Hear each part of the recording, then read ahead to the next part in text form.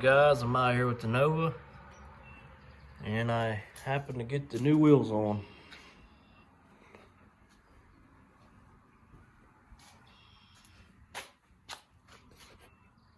They're the Jag Sports Stars, I believe that's what they call them.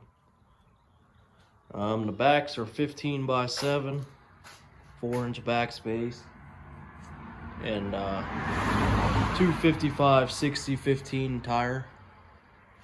I ordered the wheels and tires I had last year. They were 15 by 8 with 4.5 backspace, and it was a little bit taller tire.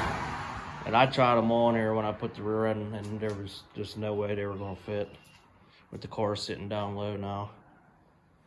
So I sold them wheels. I actually ordered new wheels. I ordered a 5.5-inch backspace because that's what a lot of people run, I've been reading. And I even bought the spacers for it and tried to space it away from the shock, and it was still hitting my shock. So I ended up going with the 15 by 7s, 4-inch backspace. And they're rubbing. It's very, very tight. It's kind of hard to see, but last year we already notched some of this lip off on this side to get them other tires to fit. This side here we didn't have to do nothing with, but which the car's sitting a little crooked still, but the control arm bushings up front, they're all shifted, and the new rubbers in the back leaf springs here, so it's still sitting a little.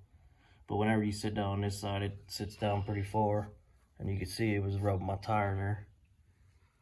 So I think what we're going to do is we're going to try to notch out the inner lip. I know a lot of people like to roll them, but I think as long as you I think we're just going to cut it and then maybe try to put a little roll to it so it's not real sharp edged, but I think that'll be fine. And then when it comes down to doing the body work, hopefully, like I said, toward the end of the season, in the winter and in the spring here, we will try to, fix it up a little bit nicer there before we do the body work and paint it. And then the fronts are 15 by 4s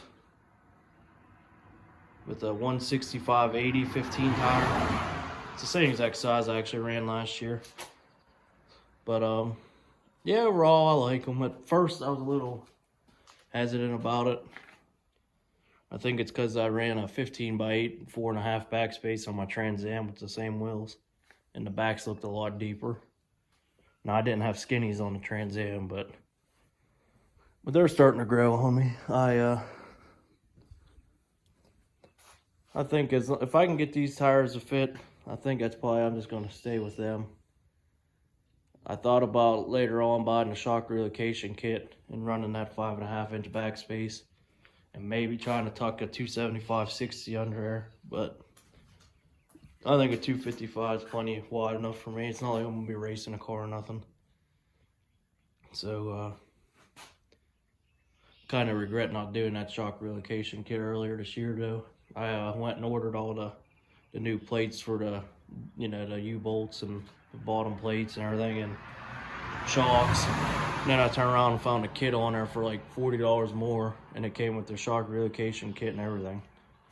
But I already had everything bought and put on, and I didn't feel like basically throwing that money away because I knew I wasn't gonna be able to return them. So, but overall, I like these wheels here and tires, and going to take them off here and see if we can get them to fit without rubbing, and then I'll be happy. So I better get to work. All right, guys, I gotta hurry up and wrap up here. I gotta go get ready for work, but the old man just left. We got the little access panel inside welded up, and we did go and notch out the inner lips here. A good bit of clearance now. I couldn't even get my fingertip in there before.